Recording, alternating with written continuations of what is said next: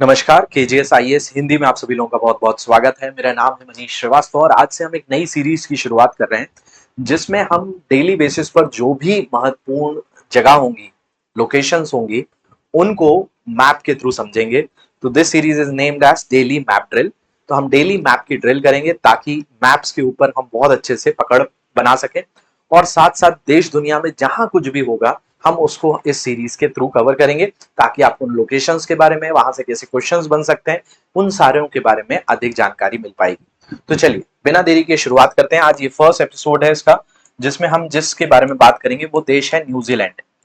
अब भाई न्यूजीलैंड की क्यों चर्चा हो रही है? क्योंकि हाल ही में हमारे प्रधानमंत्री 3 देश के दौरे पर थे। उन देशों में न्यूजीलैंड भी शामिल था। न्यूजीलैंड कहाँ आता है? तो न्यूजीलैंड प्रशांत महासागर में बसे हुए 3 द्वीपों का समूह है, जिसमें एक आइलैंड है जिसको कहते हैं स्टीवर्ट द्वीप, है ना। एक स्टीवर्ट द्वीप है, एक दक्षिण द्वीप है और एक उत्तर द्वीप है, यानी नॉर्थ आइलैंड, साउथ आइलैंड और तीसरा कहलाता है स्टीवर्ट आइलैंड। तो ये 3 आइलैंड्स का जो समूह है, इसको ही आप क्या कहते हो? न्यूजीलैंड कहते हो। जिसकी राजधानी क्या है? जिसकी राजधानी यहाँ पे नजर आ रही है, जिसका नाम है वेलिंगटन। ठीक है, क्या नाम है इसका? वेलिंगटन। लेकिन हमारे प्रधानमंत्री 10 तारीख को कहाँ गए? तो हमारे प्रधानमंत्री 10 जुलाई को पहुंचे ऑकलैंड। तो मैंने आपको बताया इसमें 3 आइलैंड, एक स्टुअर्ट आइलैंड, एक नॉर्थ आइलैंड, एक साउथ आइलैंड।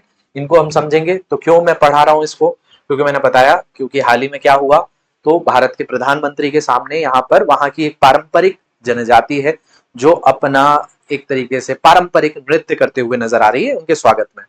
तो भारत के प्रधानमंत्री न्यूजीलैंड के प्रधानमंत्री क्रिस्टोफर लक्सन के आधिकारिक निमंत्रण पर 2 दिन के लिए महत्वपूर्ण राजकीय यात्रा के लिए 10 जुलाई 2026 को ऑकलैंड पहुंचे। इसमें फ्री ट्रेड एग्रीमेंट, जो मुक्त व्यापार समझौता होता है, वो एक कड़ी है जो इनके बीच में जो चर्चा का विषय रहेगा। हमें बात करनी है न्यूजीलैंड की। तो न्यूजीलैंड आता कहाँ है? दुनिया के 7 महाद्वीप है, 7 कॉन्टिनेंट्स है, जिनमें एरिया वाइज सबसे बड़ा है एशिया, सेकंड पर है अफ्रीका, तीसरे पर है नॉर्थ अमेरिका, चौथे पर है साउथ अमेरिका, पांचवे पर है अंटार्कटिका, छठवें पर यूरोप और सातवें पर आ जाता है ऑस्ट्रेलिया। इसी को ओशियाना कहा जाता है। इस ओशियाना में अलग अलग हिस्से हैं। इन्हीं में हिस्सों में एक क्षेत्र है जिसको पोलिनेशिया कहा जाता है। उस पोलिनेशिया का हिस्सा है न्यूजीलैंड। तो अगर हम देखें न्यूजीलैंड क्या है, तो न्यूजीलैंड जैसे कि मूल निवासी माओरी लोग हैं जो अभी प्रधानमंत्री के सामने एक नृत्य करते हुए नजर आ रहे थे। आओ टेराओ भी कहते हैं इनको। दक्षिण पश्चिमी प्रशांत महासागर में स्थित एक स्वतंत्र द्वीपीय देश है। पॉलिनेशिया के दक्षिण पश्चिमी छोर पर स्थित यह देश संसदीय लोकतंत्र वाली एक अत्यंत विकसित संवैधानिक राजशाही है। यहाँ पे किंग चार्ल्स तृतीय को राष्ट्रीय अध्यक्ष माना जाता है, जिनका प्रतिनिधित्व स्थानीय स्तर पर गवर्नर जनरल करते हैं। तो ये भी कॉन्स्टिट्यूशनल मोनार्की यानी संवैधानिक राजशाही का ही एक उदाहरण है। लोग यहाँ के माउरी कहलाते हैं, आओटेरा कहलाते हैं, पोलिनेशिया में स्थित है। अब आपसे पूछा जाएगा ये पोलिनेशिया कहाँ है? तो ये पूरा भाग ओशियाना कहलाता है। ऑस्ट्रेलिया का ही एक नाम, मतलब ये पूरे प्रांत को आप ओशियाना कहते हो। और इस ओशियाना में माइक्रोनेशिया, पोलिनेशिया और आपका मेलेनेशिया आता है। तो उसी के अंतर्गत पोलिनेशिया का हिस्सा है। जैसे यहाँ पे आपको एक शब्द नजर आ रहा होगा पोलिनेशिया, ये है माइक्रोनेशिया और ये है मेलेनेशिया। ठीक है, तो ये सब ओशियाना के अंतर्गत आता है। तो न्यूजीलैंड किसका हिस्सा हो गया? पोलिनेशिया का हिस्सा हो गया। ठीक है, तो ये माइक्रोनेशिया और यहाँ पर न्यूजीलैंड है पोलिनेशिया। तो इसी को मैंने अभी आप बताया कि यहाँ के लोगों को माओरी कहा जाता है। तो ये बेसिकली इस क्षेत्र की बात कर रहे हैं जो इंग्लैंड का था, फिर बाद में 1947 से यहाँ पर भी अलग अलग तरीके से जो देखने मिलता है। पहले डोमिनेंट स्टेटस था, अब ये क्या है? राजशाही है। कैसी? संवैधानिक राजशाही है। तो कॉन्स्टिट्यूशनल मोनार्की वाला क्षेत्र है। तो इसी का एक आइलैंड है नॉर्थ आइलैंड, एक है साउथ आइलैंड और नीचे है स्टीवर्ट आइलैंड। इनके बीच में कुछ जल संधियां भी मैं बताऊंगा आज जो जरूरी है।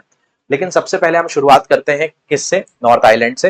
ये नॉर्थ आइलैंड जो है ring of fire, Pacific ocean यानी प्रशांत महासागर में जो रिंग ऑफ फायर है उसका ही हिस्सा है। तो यहाँ पर बहुत सारी ज्वालामुखी गतिविधियां, भूकंपीय गतिविधियां, ये सारी चीजें बड़ी आम है।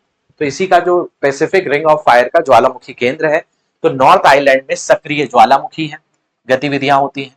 एक फेमस यहाँ का लेक है लेक टोपो। लेक टोपो जो है सबसे प्रसिद्ध यहाँ की झील है।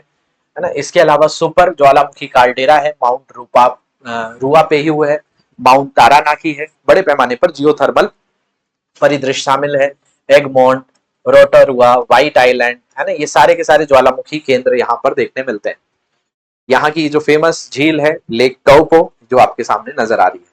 दूसरा जो क्षेत्र है, जैसे आप उत्तर आइलैंड से, नॉर्थ आइलैंड से साउथ आओगे तो इसके बीच में एक जल संधि है। ठीक है, क्या है? जल संधि।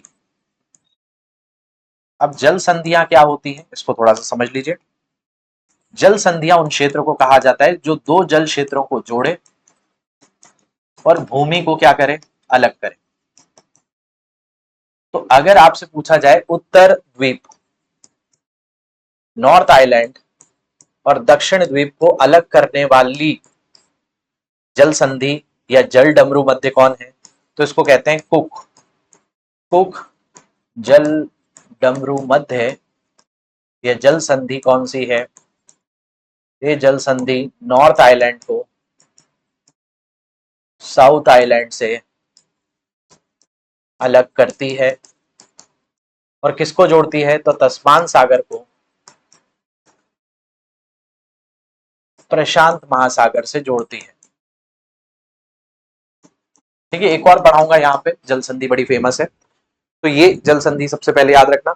और इसके बाद क्या आ जाता है? इसका दक्षिण द्वीप आ जाता है।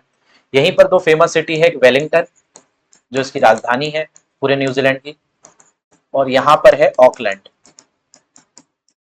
तो ये दो प्रमुख क्षेत्र इसके देखने मिलते हैं। और ये दक्षिण द्वीप है जिसका फेमस जगह है क्राइस्ट चर्च। तो यहाँ पे आप देखेंगे कि ऊपर से, उत्तर द्वीप से जब दक्षिण द्वीप पे आएंगे तो यहाँ पर ही क्या है? एक बड़े पर्वत श्रृंखला है जिसको एल्प्स कहा जाता है, आल्प्स कहा जाता है। तो ग्लेशियर वाली दक्षिणी आल्प्स पर्वत श्रेणी है। तो साउथ आइलैंड पर 480 किलोमीटर लंबा क्या है? 480 किलोमीटर लंबा सदर्न अल्प्स है। इसी सदर्न अल्प की जो सबसे ऊंची चोटी है, जिसमें आओराकी या माउंट कुक कहा जाता है, जिसकी ऊंचाई 3724 मीटर है, जो न्यूजीलैंड की सबसे ऊंची चोटी है। जो दक्षिण अल्प का क्षेत्र मिलता है, बड़े बड़े ग्लेशियर हैं, गहरी ग्लेशियल झील है, शानदार फ्यूड जो है ये इसके अंतर्गत शामिल है। ये किसके अंदर हम बात करें? दक्षिण द्वीप के अंदर। तो ये आपका उत्तर द्वीप है, फिर ये दक्षिण द्वीप है। इसी दक्षिण द्वीप में ये 480 किलोमीटर लंबी क्या है? सदर्न एल्प्स है। एक एल्प्स यूरोप में है, ये सदर्न एल्प्स कहलाते हैं। और इससे बचा हुआ जो कृषि योग्य क्षेत्र है, जो कृषि योग्य क्षेत्र है, इसको कैंटरबरी कहा जाता है। तो इसका नाम भी याद रख लीजिए, क्या है? तो मिट्टी और जल निकासी वाला क्षेत्र नीचे वाला है। तो कैंटरबरी जैसे उपजाऊ जलोढ़ मैदानों में से तेज बहने वाली नदियां गुजरती हैं, जबकि तरह तरह की ज्वालामुखी और अपक्षयित मिट्टी खेती और पशुपालन में सहायक होती हैं, जो भेड़ पालन वगैरह के लिए बड़ी ही सहायक है इस क्षेत्र के अंदर। तो बड़े लेवल पर ये जो मैदान है इनको कैंटरबरी कहा जाता है। इसके अलावा अगर हम बात करें तो दक्षिण द्वीप जब खत्म होता है तो फिर एक नया द्वीप शुरू होता है जिसको स्टीवर्ट द्वीप कहा जाता है। तो दक्षिण द्वीप से, है ना, साउथ आइलैंड से आपका स्टीवर्ट आइलैंड अलग होता है, और साउथ आइलैंड से स्टीवर्ट आइलैंड को अलग करने वाली जल संधि का नाम क्या है? तो फोवेक्स है ना। क्या नाम है इसका? फोवेक्स। तो फोवेक्स जल संधि दक्षिण द्वीप को स्टीवर्ट द्वीप से अलग करती है और तस्मान सागर से प्रशांत महासागर को जोड़ती है। तो ये यहाँ पर स्टीवर्ट द्वीप है ना, इसका एक शेर ब्लफ है, इसका ओबान है, और यहाँ पे आपको तस्मान सागर देखने मिल रहा है, यहाँ पर दक्षिण प्रशांत सागर मिल रहा है। तो इनको जोड़ने का काम कौन सी? फोवेक्स जल संधि करती है।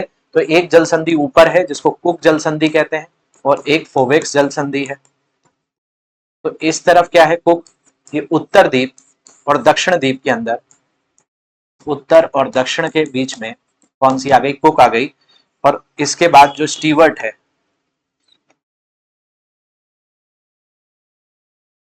जो स्टीवर्ट है इसके बीच में फोवेक्स जल संधि है। तो नॉर्थ आइलैंड, साउथ आइलैंड और स्टीवर्ट आइलैंड, ये तीन प्रमुख हैं। एक यहाँ पर ऑकलैंड, यहाँ पर वेलिंगटन और क्राइस्ट चर्च हो जाता है। बाकी जैव विविधता में सबसे प्रमुख पक्षी यहाँ का कीवी है, जो कि उड़ नहीं पाता, फ्लाइटलेस बर्ड है। इसके अलावा ये माना जाता है दुनिया में जो कहीं कुछ नहीं मिलता वैसा न्यूजीलैंड के अंदर जैव विविधता का क्या स्तर है। तो जैव विविधता को अगर हम गहराई से देखें न्यूजीलैंड के अंतर्गत, तो मिलता है कि 70% ऐसे पक्षी मिलते हैं जो दुनिया में कहीं नहीं मिलते। 100% रेंगने वाले जीव, मेंढक और चमगादड़ों की प्रजाति मिलती है जो पूरी दुनिया में कहीं नहीं है। 80% वस्कुलर प्लांट्स हैं, मतलब संवहनी पौधे हैं जो यहाँ के स्थानिक है।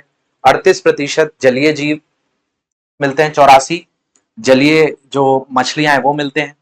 इसके अलावा 80% ऐसे अकशेरुकी भी यहाँ पर मिलते हैं। तो जैव विविधता में भी यहाँ की स्थानिक जैव विविधता बहुत ही अलग है, बहुत ही यूनिक है, जो इस क्षेत्र के अंतर्गत पाई जाती है। किस के बारे में हमने यहाँ पे बात करी है, तो न्यूजीलैंड के बारे में बात करी है। होप आपको ये समझने आया होगा। तो इसी तरीके से हम रोजाना क्या करेंगे, कुछ ना कुछ जगहों को लेंगे जिसके आधार पर बेहतर तरीके से आपको समझ आ पाए। इनका प्रयास करेंगे इस सेशन के जरिए, जिससे आपको ज्यादा से ज्यादा चीजें समझने आए।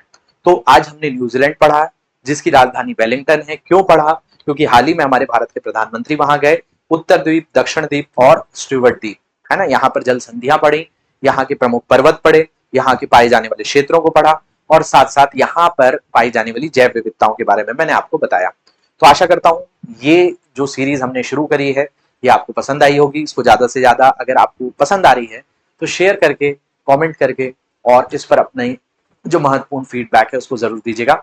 मिलूंगा मैं आपको अगले एपिसोड में मैप के ड्रिल के साथ।